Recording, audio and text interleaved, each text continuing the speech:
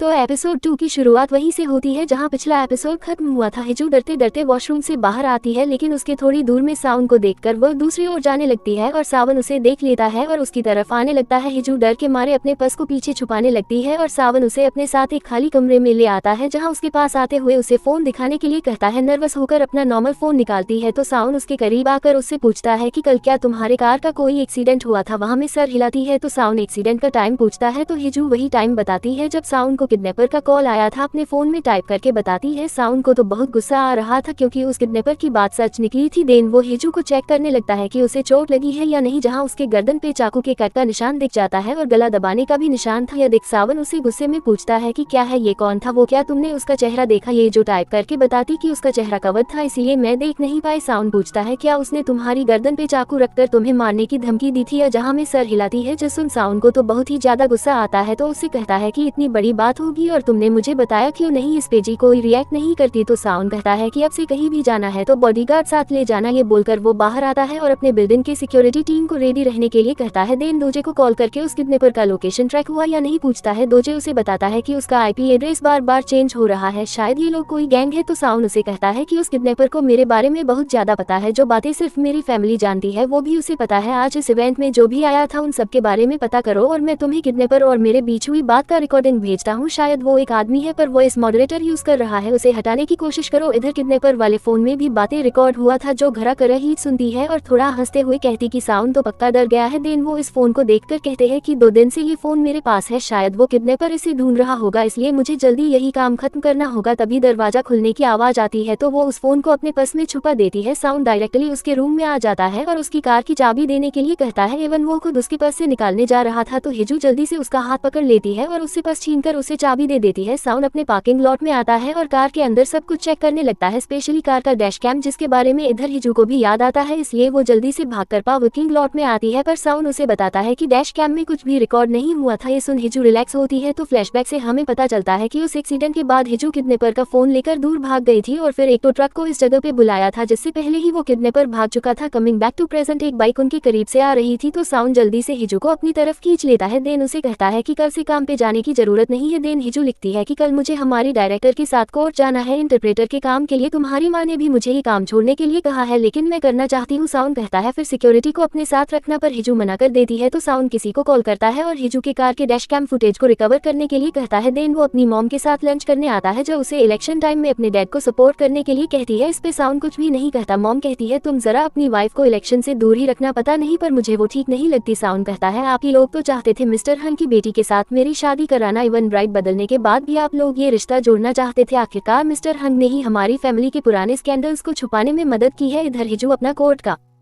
काम खत्म करके वॉशरूम में आती है पर तभी हम एक मिस्टीरियस पर्सन को उसी वॉशरूम की ओर जाता हुआ देखते हैं। हिजू बाहर उसकी परछाई देखकर डर जाती है तो इसके बाद से ही हिजू यहाँ पे किसी को नहीं मिल रही थी। सावन ने फिर भी एक फीमेल गार्ड को हिजू के सिक्योरिटी के लिए भेजा था जो उसे हिजू के अपडेट्स दे रही थी, पर अचानक से हिजू कहीं नहीं दिख रही थी इसलिए वो उसे हर जगह ढूंढने लगती है। इधर सावन ऑफिस आ जाता है जहाँ दोजे उसे बताता है कि उसने सब कुछ चेक कर लिया है। कल उस इवेंट में कोई भी ऐसा सस्पिशंस की हेल्प लेनी चाहिए क्योंकि किसी ने आपकी वाइफ को किडनैप करने की कोशिश की थी। इस पे सान उससे पूछता है कि क्या तुमने कभी मेरी वाइफ को देखा है, क्या मैंने कभी भी अपनी वाइफ के बारे में कुछ भी बात की है। नहीं ना, पूरे देश में किसी को भी नहीं पता है मेरी वाइफ के बारे में, पर सभी लोग जाने के लिए क्यूरियस है। तो अगर हमने इस मामले में पुलिस को इन्वॉल्व किया तो क्या होगा, वो भी अभी इलेक्शन के माहौल में। तुझे उसे सॉरी कहता है कि मैंने इस बारे में नहीं सोचा था। धरकोट में वो फीमेल गार्ड हिजू को नहीं ढूंढ पा रही थी जिस बारे में वो सावन को मैसेज कर देती है तो सावन उसे जल्दी से ढूंढने के लिए कहता है। थोड़ी देर बाद गार्ड का मैसेज आता है कि हिजू मिल गई है, वो एक आदमी के साथ है तो सावन उनका फोटो खींचकर भेजने के लिए कहता है। इधर हम देखते हैं हिजू जिसके साथ थी वो उसका कॉलेज फ्रेंड था सांगू। हिजू ने जिस परछाई को वॉशरूम के बाहर देखा था वो यही था। कोर्ट में वो किसी काम से आया था, तब उसने हिजू को देखा तो थोड़ी दूर से वो फीमेल गार्ड्स इन दोनों की फोटोज खींच रही थी और सावन को भेज रही थी। इधर फोटो में दोनों को हंसते हुए बात करता हुआ देखकर सावन थोड़ा जेलस हो रहा था। इधर सांगू उससे पूछते कि तुम 3 साल बाद अचानक से कहीं चली गई, तुम्हारे बारे में किसी को भी पता नहीं था, तुमने कभी कॉल भी नहीं किया, मैंने तुम्हें हर जगह ढूंढने की कोशिश की थी। फिर एक दिन मैंने तुम्हें न्यूज चैनल में देखा साइन लैंग्वेज इंटरप्रेटर का काम करते हुए। दिन दोनों की साइन साइन लैंग्वेज में ही बातें शुरू होती है। हिजू से सॉरी कहती है कांटेक्ट ना करने के लिए। फिर दोनों एक दूसरे का हालचाल पूछते हैं। देन सांगू उसे बताता है कि तुमने जिस चैनल के साथ काम किया था उनके साथ ही मैं एक प्रोग्राम करने वाला हूँ जिसका नाम है क्राइम रिपोर्ट, जिसमें हम कुछ क्राइम केसेस के बारे में इन्वेस्टिगेशन करते हैं। देन दोनों अपना नंबर शेयर करते हैं। फिर हिजू चली जाती है। इधर इन दोनों की साथ में फोटोज देखने के बाद साउन का काम में तो बिल्कुल भी ध्यान नहीं था। इधर हिजू घर पहुंचती है जहां थोड़ी देर में उसकी मॉम भी आ जाती है जो उसके लिए बहुत सारी चीजें लेकर आई थी। इसमें कुछ सेडेक्टिव, लॉन्ड्री एंड ड्रेसेस वगैरह थे जिन्हें देखकर हिजू को तो बहुत गुस्सा आता है। जो देख उसकी मॉम कहती कि तुम इतनी लूजर टाइप कैसे हो, ये सब भी क्या मुझे तुम्हें सिखाना पड़ेगा। जब इना शादी से पहले भाग गई और तुम्हें उसकी जगह लेने के लिए कहा गया तब तुमने देने के लिए एक कंडीशन रखी, तुम्हारे डैड को एक अच्छे नर्सिंग होम में शिफ्ट किया जाए, उसके बाद ही तुम ये शादी करने के लिए मानी थी। इसलिए तुम्हें उनकी वाइफ होने की वजह से उसकी वाइफ की ड्यूटीज तो निभानी पड़ेगी। इसलिए कुछ भी गलत किया तो तुम्हारे बाप को उस नर्सिंग होम से निकलवा दूंगी। तो असल में हिजू को ये शादी करनी नहीं थी, उसकी मॉम ने ही उसके डैड की धमकी देकर उसे साउन से शादी करने के लिए फोर्स किया था। तो बेसिकली ये हिजू की असली माँ ही है जिन्होंने अपने हस्बैंड को छोड़ दिया था, क्योंकि पहले ये लोग बहुत गरीब हुआ करते थे एंड उसके बाद ही हिजू के डैड मेंटली थोड़ा अनस्टेबल हो गए थे, इसलिए वो पिछले कई सालों से नर्सिंग होम में भर्ती है। तो इन्हें छोड़ने के बाद हिजू की मम ने चेयरमैन होम से शादी कर ली थी जिनके 2 बच्चे थे, जिनके साथ हिजू के ना बोलने का लिंक था जो हमें आगे पता चलेगा। अब coming back to present, shower लेने के बाद उसकी मॉम का लाया हुआ नाइट ड्रेस पहन लेती है और उस किडनैपर वाले फोन को निकालती है और सावन को कॉल करती है। अब हिजू साउन से डिवोर्स लेना चाहती थी पर शादी के टाइम जिस कॉन्ट्रैक्ट को साइन किया था उसकी वजह से हिजू डिवोर्स इनिशिएटिव पर के फोन की वजह से उसे एक नया चांस मिल गया है जिसके जरिए वो साउन को ब्लैकमेल करके डिवोर्स लेना चाहती है। तो इस नाइट ड्रेस में अपने थाइज की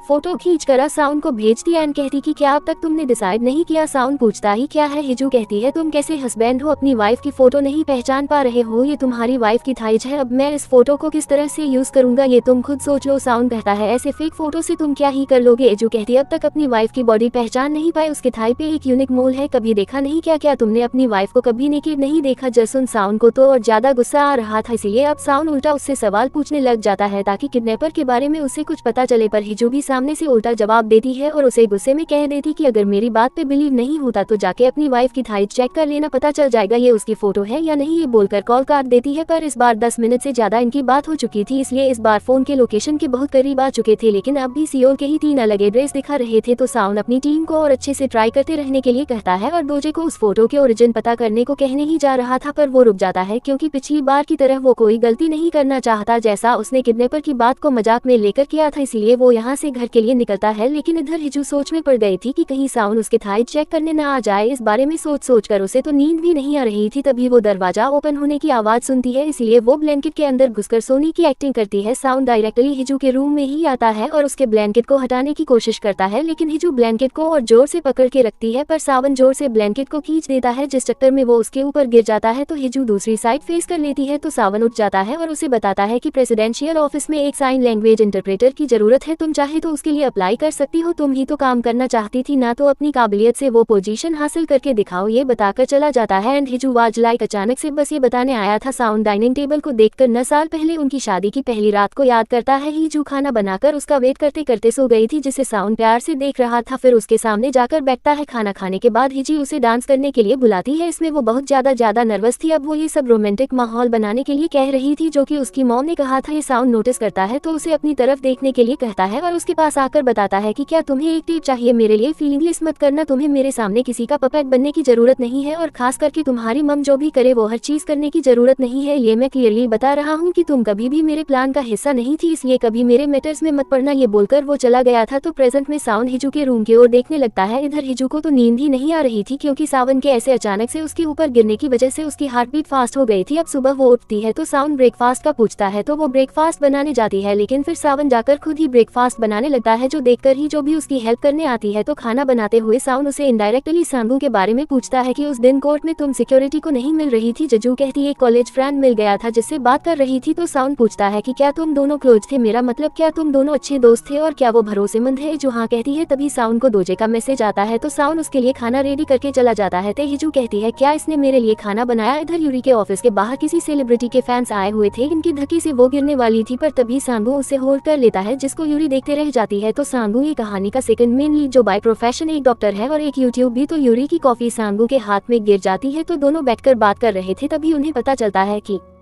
सांबू जो प्रोग्राम करने वाला है उसमें यूरी भी उसके साथ काम करने वाली है। इधर उस किडनैपर की वॉइस मॉडरेशन को हटाने के बाद जो पहला सैंपल निकला था वो इतना क्लियर नहीं था, इसीलिए फिर से ट्राई करने के लिए कहता है। पर तभी दोजे उसे एक ट्रैफिक सीसीटीवी का फुटेज दिखाता है जहाँ पे वो किडनैपर हिजू के कार में घुसा था। अब इन्हें तो पता नहीं था कि हिजू की कार को हैक किया था उस किडनैपर ने, इसलिए वो आसानी से डोर ओपन करके अंदर घुस गया था। लेकिन ये देखकर दोजे कहता है कि ऐसा लग रहा है जैसे किडनैपर को जानबूझकर अंदर आने दिया गया, जिससे अब साउन भी सोच में पड़ जाता है। इधर हिजू अपने असली डैड से मिलने नर्सिंग होम में आती है। हिजू बस उनके साथ ही बोलकर बात करती है क्योंकि एक उसके डैडी हैं जो हिजू की केयर करते हैं। इधर साउन अपने एक रिपोर्टर फ्रेंड को इस किडनैपर की फोटो भेजने वाली बात को किसी और के नाम पे बताता है जो समम। वो रिपोर्टर कहता है कि एक आदमी किसी की वाइफ की प्राइवेट फोटो उसके हस्बैंड को भेजकर डिवोर्स देने की धमकी देता है। इसका तो एक ही मतलब है कि उस आदमी के वाइफ का उस ब्लैकमेलर के साथ अफेयर चल रहा है। अब अपने फ्रेंड की ये बात सुनकर और दोज ने जो उस किडनैपर की कार में घुसने वाली बात कही थी सब याद करके वो सोच में पड़ जाता है। रात के 10 बजे बज गए थे तभी किडनैपर का फिर से इसे कॉल आता है तो साउन कॉल उठाकर तुरंत काट देता है। हिजू को समझ नहीं आ रहा था कि इसने कॉल क्यों काटा, तो वो दोबारा करती है तो साउन कॉल पिक करता है एंड कहता है कि शायद तुम मुझसे बात करने के लिए कुछ ज्यादा ही उतावले हो रहे हो, मैं अभी थोड़ा बिजी हूँ इसलिए 5 मिनट बाद कॉल करो। तो ये जो ऑब्जेक्टली 5 मिनट बाद फिर से कॉल बैक करती है। साउन कॉल पिक करता है लेकिन उनकी कुछ बात होने से पहले ही को एक ब्लास्ट की आवाज आती है और कॉल कट हो जाता है। तो फिर से कॉल ट्राई करती है लेकिन उसका फोन अनरीचेबल आ रहा था, इसलिए वो घर चली आती है और घर पे साउन को ढूंढने लगती है लेकिन उसे साउन घर में नहीं मिलता। तो वो फिर से उसका कॉल ट्राई करती है लेकिन फोन उसका अब भी अनरीचेबल आ रहा था, तो वो वहीं उसके आने का वेट करते हुए बैठे बैठे सो जाती है। पर सुबह उसका टीवी में उसे न्यूज मिलती है कि साउन का ऑफिस जिस बिल्डिंग में है वहाँ पे कल रात को उस समय एक ब्लास्ट हुआ है और जिस मास्क पहने बंदे ने ये किया है उसका सीसीटीवी फुटेज भी दिखाया जाता है। इसके साथ रिपोर्टर एक धमकी भरा कॉल रिकॉर्डिंग भी सुनाते हैं जो कि वही कॉल रिकॉर्डिंग था जो कि उस असली किडनैपर ने साउन को धमकाते हुए कहा था कि मैं इसे मार दूंगा, तुम्हारे पास कल तक का टाइम है या तो मुझे 2 बिलियन वन दो वरना मैं मार दूंगा। बस इतना ही रिकॉर्डिंग रिपोर्टर्स को दी गई थी। अब ये सुनकर हिजू तो डर जाती है क्योंकि ये बातें तो कि नेबर के फोन से कहा गया था जो कि इस वक्त हिजू के पास है। तभी यहाँ पे सावन आ जाता है जिसकी हालत खराब थी, उसके कपड़े खराब हो गए थे, कपड़े पे खून लगा था। वो डायरेक्टली हिजू के पास आता है और उसे डाइनिंग टेबल पर बिठाकर कहता है कि कुछ दिन से जो भी हो रहा है उसका कोई सेंस नहीं बन रहा, हिजू के बारे में कोई ऐसी बात नहीं है जो मैं नहीं जानता, पर सच्चाई क्या है यह मुझे पता करना है, इसीलिए कोऑपरेट करो। ये बोलकर उसकी ड्रेस हटाने लग जाता है। हिजू उसका हाथ पकड़ के रोकती है पर साउन कहता है कि तुम खुद हटाओगी या मैं करूँ। अब उसे ऐसे देखकर हिजू तो बहुत घबराने लगती है। इसके साथ ही हमें 3 साल पहले का एक सीन दिखाया जाता है। साउन की शादी होने के एक रात पहले इना ने साउन को शादी कैंसिल करने की धमकी दी थी वरना वो साउन की फैमिली के सीक्रेट्स को रिवील कर देगी। ये देखकर साउन ने उसे पूछा था कि क्या सच में हिजू की शादी जवा फैमिली के बेटे से हो रही है। इन्हा ने कहा था हाँ, पर वो आदमी बहुत घटिया है, लेकिन हिजू की माँ वो कमी नहीं है जो अपने फायदे के लिए हिजू को उस आदमी को बेच सकती है। जो देखकर सान ने कहा था कि शादी कल ही होगी पर मेरी दुल्हन तुम नहीं तुम्हारी बहन होगी। इसी के साथ एपिसोड 2 यहीं पे खत्म होता है। वीडियो पसंद आई तो वीडियो को लाइक कर देना, चैनल पर पहली बार आए हो तो do subscribe and hit the bell icon. मिलते हैं अगले एपिसोड में, तब तक के लिए take care and bye bye.